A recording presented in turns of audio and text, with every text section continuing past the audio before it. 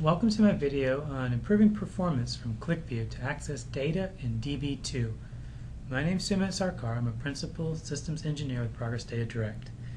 The test I'm going to demo today will load about 2.5 million rows of transactional data from a DB2 database on AIX version 9.5 into Qlikview Personal Edition 11.20 on my Windows PC. And so you may have heard about the famous DataDirect Performance Lab, where we run weekly tests benchmarking various scenarios across various driver versions and releases.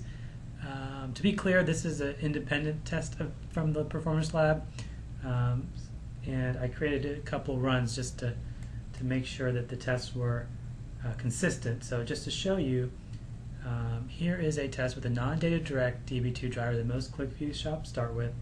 I've created a data source, and I'm going to just run this load of that 2.5 million records, and we'll get that started.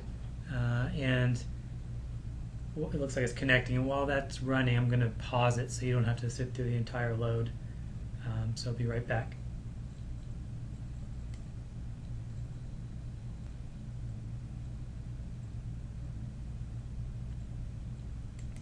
Okay, and the test completed. So we have 2.5 million records, and it took about 6 minutes and 15 seconds. I've seen times vary between about 5 minutes, 45 seconds to about 6:15. So that's the kind of range I've been seeing on multiple tests. So now let's take a look and test the DataDirect Connect for ODBC wire protocol driver. And I've got a data source named 710 DB2 AIX, and just to show you what that looks like, here's my data source. I'm connecting to my AIX server, port 50,000, and my database. Since this is a wire protocol driver, we connect directly to the database without the requirement of a database client. That's what gives us that performance advantage, and support for other DB2 types such as ZOS and iSeries. So let me run this test now with the DataDirect driver and measure the time. So I am going to pause it one more time, and I'll be right back.